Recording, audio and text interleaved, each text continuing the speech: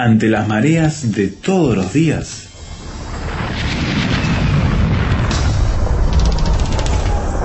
llegamos a tierra firme.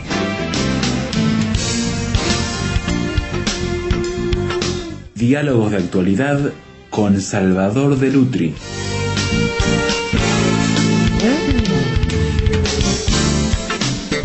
En nuestro programa le hemos invitado muchas veces a hacer viajes a diferentes partes, viajes a diferentes universos incluso, a diferentes autores, continentes, y hoy le invitamos a viajar a una isla, a la Isla del Tesoro.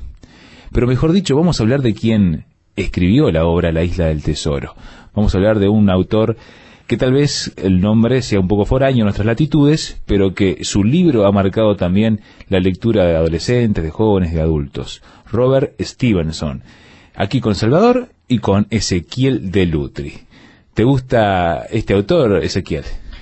Sí, por supuesto, es uno de los grandes autores ingleses. Ha sido una gran influencia para muchos escritores después de él. Incluso Jorge Luis Borges, bueno, lo reconoce como una de sus mayores referencias literarias. Y bueno, además, personalmente, la novela La Isla del Tesoro fue una aventura apasionante que viví. Recuerdo todavía un día de mucho calor y creo que la leí en pocas horas porque es muy interesante. Para el oyente que nunca haya oído hablar de esta obra, es bueno, el mismo nombre lo dice, relata la búsqueda de un tesoro. Un chico llamado Jim recibe misteriosamente un mapa con las indicaciones para llegar a una isla donde hay un tesoro. Se va a embarcar para tratar de conseguirlo. Se va a producir en el barco una tradición. El cocinero, un personaje célebre dentro de la novela porque le falta una pierna y es el cocinero, además del barco, va a rebelarse y va a amotinarse, así que la historia es bastante interesante. Aun cuando llegan a la isla continúan peleando entre ellos y está realmente muy bien contada porque refleja también el paso de la adolescencia a la adultez de este chico Jim en medio de todas esas batallas internas por hacerse con el codiciado tesoro. Claro, es una de las novelas de iniciación. Ahora, Borges decía que esta novela le jugaba en contra a Stevenson. ¿Ah, sí? Sí, porque decía que eso motivó que lo encasillaran como un escritor para niños, claro, o para jóvenes, o para adolescentes. Y no es así, porque Stevenson escribe esta novela un día, se le ocurre esta novela un día de mucho frío, que estaba en una casa con un niño, un preadolescente, que parece que era bastante inquieto y molesto. Y entonces él, para entretenerlo, toma un papel y empieza a dibujar una isla, ¿no?, con todos sus detalles, que después fue la Isla del Tesoro, ¿no? Y empieza a hablarle de la Isla del Tesoro. Pero dice que se quedó fascinado cuando terminó su dibujo de que le había hecho las caletas, los golfos, todo eso, ¿no? Quedó tan fascinado que dijo, bueno, esto tiene que servir para algo. Y escribe su novela. Para muchos, entonces, Stevenson pasa a ser un escritor juvenil, ¿no es cierto? Digamos, para adolescentes o para niños. Y no es así, porque Stevenson es un escritor muy serio, muy profundo. Por eso Borges decía que eso fue en contra de él, ¿no? Muy serio, muy profundo, que trató los hondos problemas espirituales del ser humano en muchas de sus obras. Yo creo que tenía dos vertientes. Por un lado tenía una vertiente como escocés, sí, ¿no? Sí. Y por el otro lado tenía una vertiente espiritual muy fuerte. Como escocés dio una cantidad de obras, ¿no?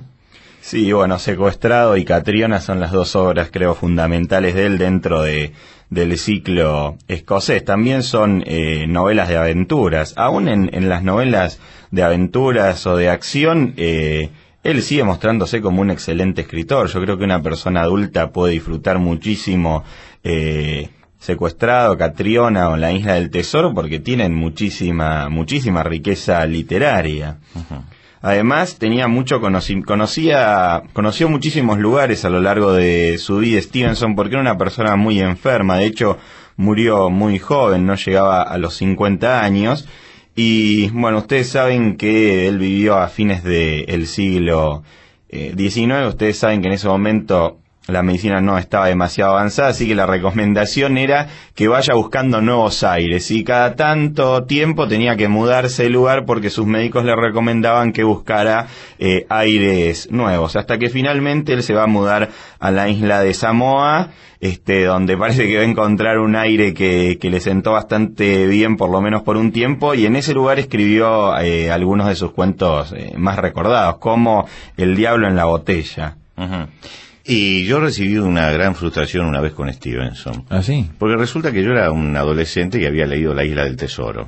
Y aparece otra obra de él que los autores, los editores, muy pícaros, la titularon La isla de la aventura.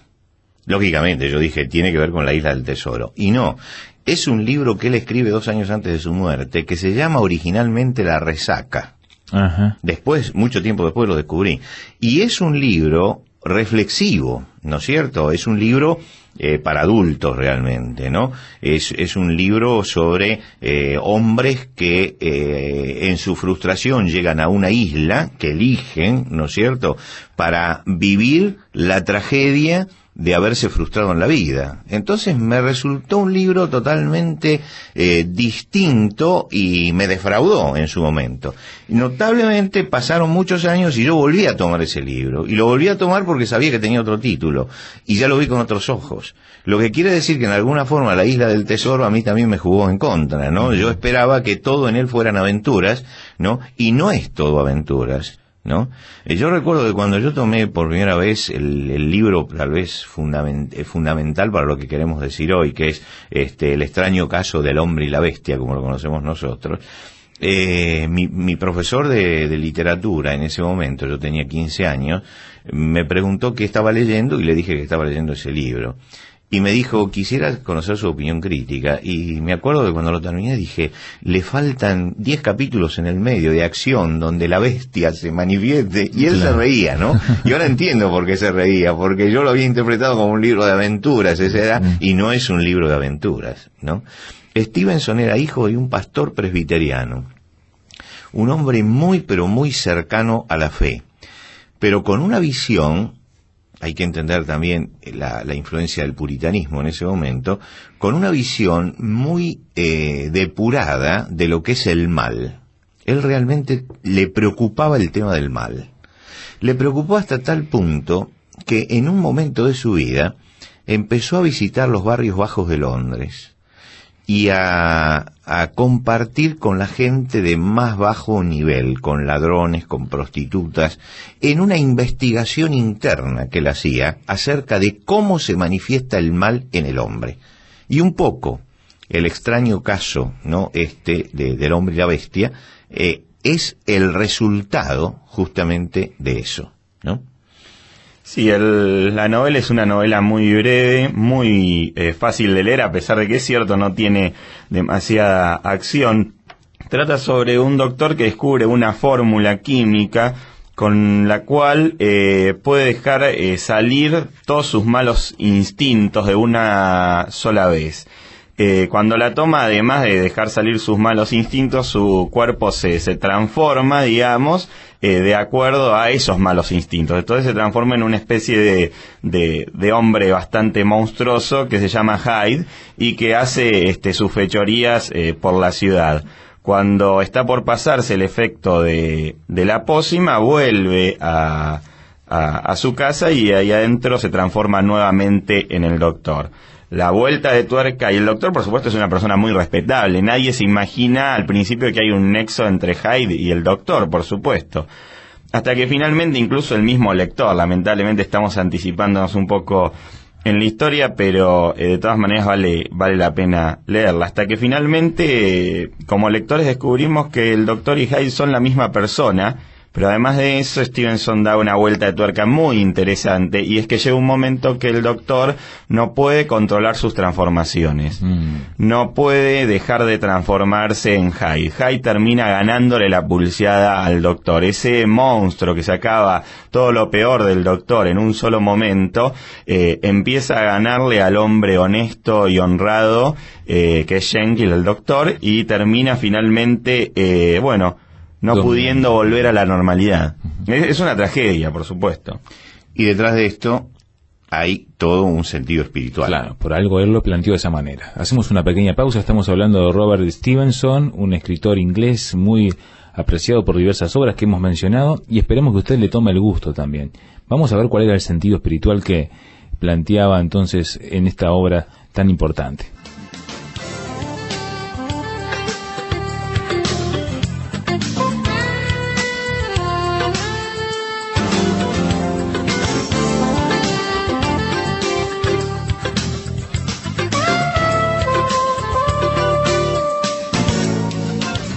Tierra Firme en Internet. Descubra nuestro sitio, materiales, datos, la transcripción de estos comentarios, frases sobre este tema que le ayudarán a desarrollar una posición con bases sólidas.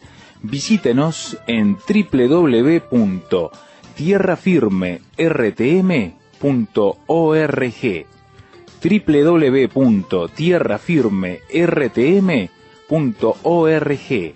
Tierra Firme es una producción de Radio Transmundial.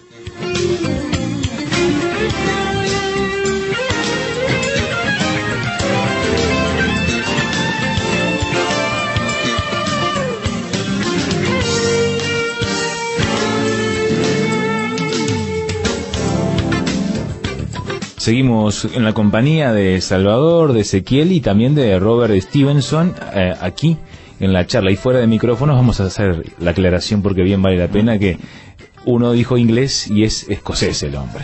Sí, sí. En general se dice que es inglés, ¿no es cierto? Sí. Y por eso Ezequiel dijo inglés y también Esteban dijo inglés porque se considera eso, pero realmente era escocés y vale que lo aclaremos. Decíamos acerca del contenido espiritual de este cuento. Yo creo que la gran originalidad de Stevenson es que justamente no construye dos personajes, uno bueno y uno malo. Aunque la novela parece al principio que tiene eso, sí, que es la famosa dualidad de las novelas, de las malas novelas, buenos, buenos, buenos y malos, malos, malos. Y él muestra que en una persona conviven las dos cosas. Es decir, que el hombre es una dualidad. Y yo creo que este es un pensamiento que él lo saca justamente de su formación cristiana, de lo que ha escuchado a su padre, de lo que ha leído en la Biblia.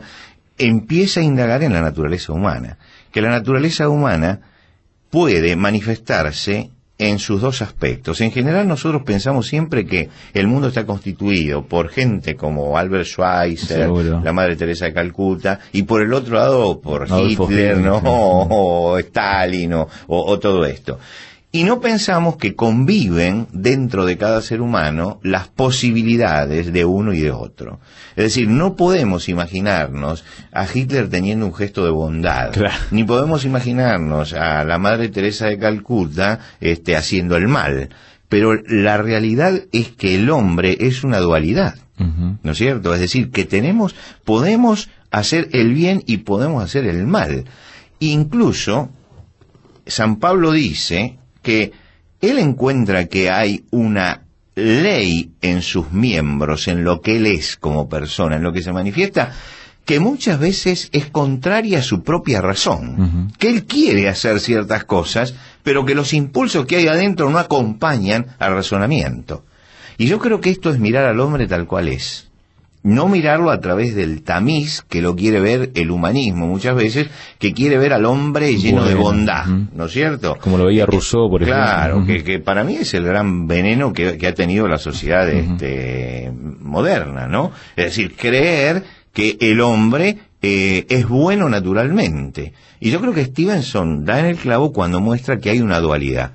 Y, sobre todo, en la parte final, cuando, como nos contaba recién Ezequiel, la dualidad no la puede manejar, ¿no? Porque así es como termina la obra.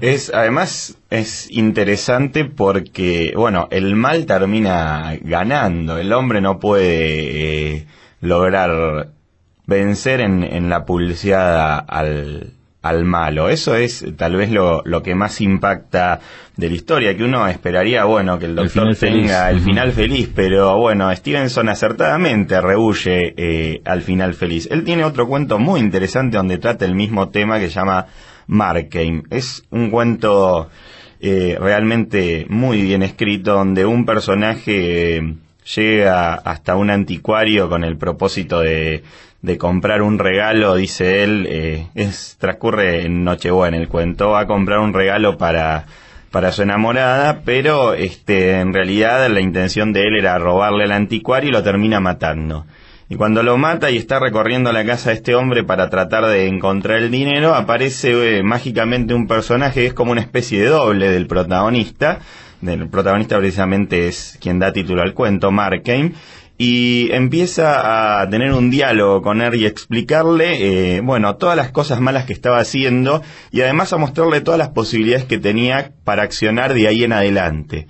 Una de las cosas que le dice Markheim es, yo hago esto por necesidad en este momento, necesito el dinero, pero una vez que tenga este dinero yo voy a poder reencauzar mi vida y voy a ir para adelante. Y el doble le dice, no, porque mañana vas a querer más y más, y ya viste cuál es la forma fácil de conseguir el dinero, y vas a seguir transitando por este camino.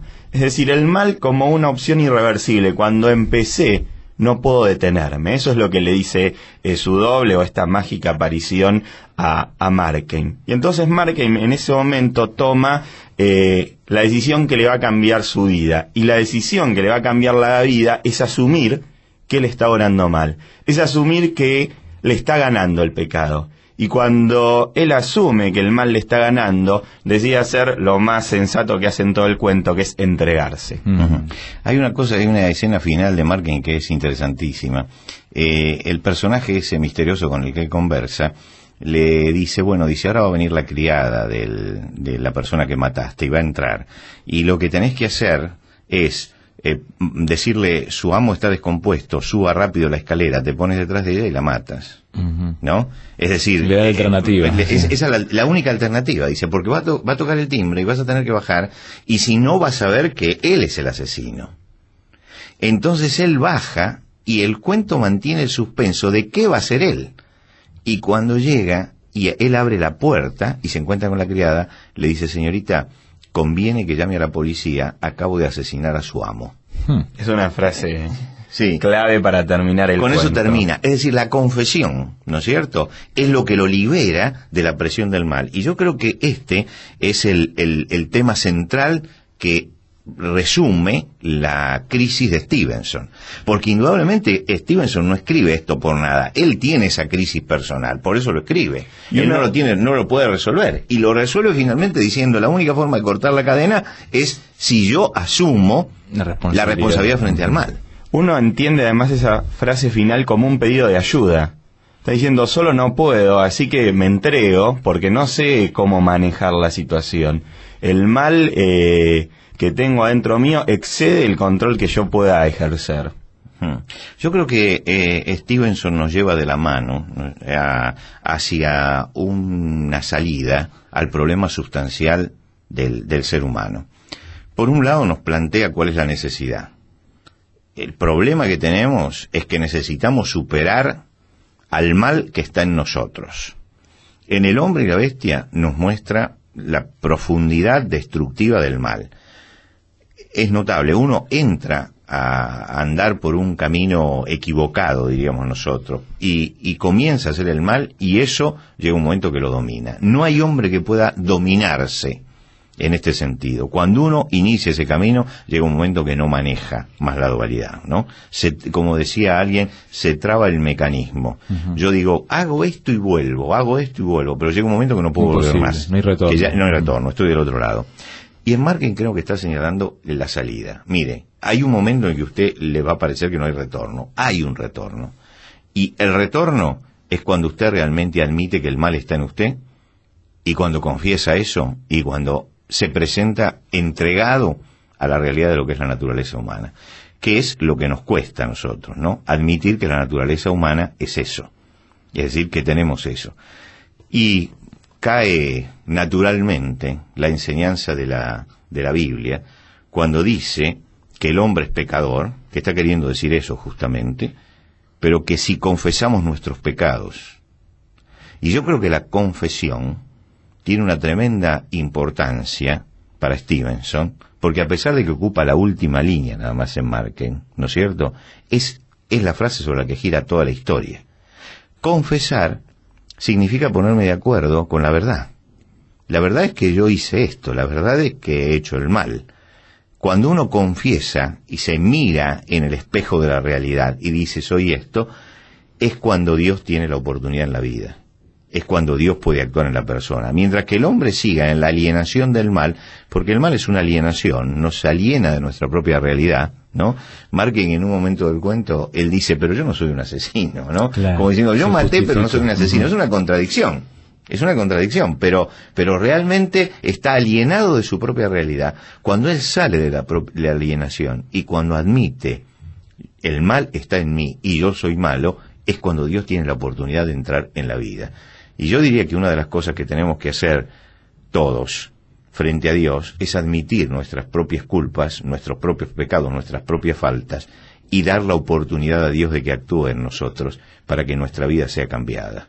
Y creo que ese es el gran mensaje que dejan estos cuentos de Stevenson que estuvimos mencionando hoy, que hay una posibilidad de cambio en la medida en que confesamos y nos acercamos a Dios para que esta dualidad que hay en nosotros tenga una solución, se solucione la dicotomía humana a través del perdón de Dios. Nos cuesta confesar, Salvador, ¿eh? Muchas veces preferimos hacernos los onzos y seguir de largo con todo ese peso y esa carga, y nos cuesta realmente. El ser humano, la naturaleza, no queremos reconocer dónde hemos metido la pata, como decimos, por estos lados. Yo creo que el hombre tiene una tendencia a eliminar, a cortar los puentes que tiene con la realidad, ¿no es cierto? Es decir, corta el puente con la realidad. La alienación es un cortar el puente con la realidad. Creo que tenemos que buscar a Dios estableciendo en primer lugar un puente con nuestra realidad. Esta es mi realidad y tengo que verla. Y yo sé que cuesta, pero es la única forma de salir. O yo construyo ese puente o me quedo aislado. Por lo tanto, el hecho de la confesión, que como vos decís es verdad, cuesta mucho, es sin embargo el acto por el cual yo establezco el único camino de salida. Si no, no hay salida. Estoy en una isla que es la isla de la desesperación. Estoy aislado. Corté el puente con la realidad. Solamente construir este puente con la realidad y decir, esto es lo que soy, y confesarlo, es la única forma de resolver el problema. Por lo tanto, digámosle a nuestros oyentes, construyamos puentes con nuestra verdadera realidad y busquemos a Dios para que responda a nuestra necesidad.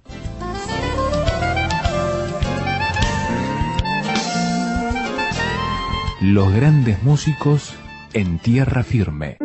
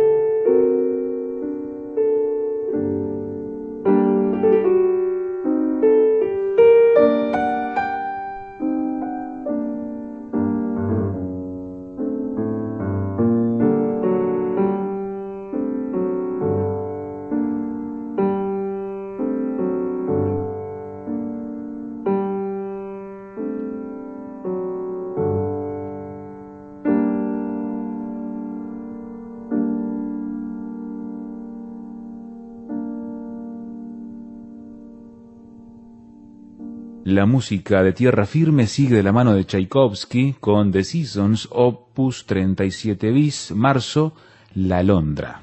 Ahora queremos escucharle a usted y qué piensa de Robert Stevenson, su obra y el análisis que han hecho Ezequiel y Salvador de Lutri aquí en Tierra Firme y las conexiones tremendas con la fe que tiene la obra de este autor. Si desea escribirnos por correo electrónico, hágalo a tierrafirme@transmundial.org. Reitero, tierrafirme@transmundial.org. También puede visitar nuestro sitio de internet www.tierrafirmertm.org. www.tierrafirmertm.org. Allí va a encontrar el audio para escuchar nuevamente el programa completo, tal cual lo estamos emitiendo aquí. También va a poder descargar el archivo MP3, que se lo regalamos literalmente. Luego podrá también obtener la transcripción, el texto de la conversación y dar su opinión en el sitio www.tierrafirmertm.org, además de artículos, comentarios, oportunidades de discusión de este y otros temas en esta sección que diseñamos semanalmente. También en el grupo de Facebook, asociado, Twitter, en fin, únase a nosotros en todos estos canales de comunicación electrónicos que están disponibles en Internet. Si prefiere una carta al estilo tradicional, puede hacerlo escribiendo a Tierra Firme, casilla de correo 5051 Montevideo, Uruguay. Tierra Firme, casilla de correo 5051 Montevideo, Uruguay. La próxima ocasión volveremos con otro tema de actualidad, de la cultura, que está en crisis y necesita respuestas, cuando anunciemos una vez más. Tierra Firme.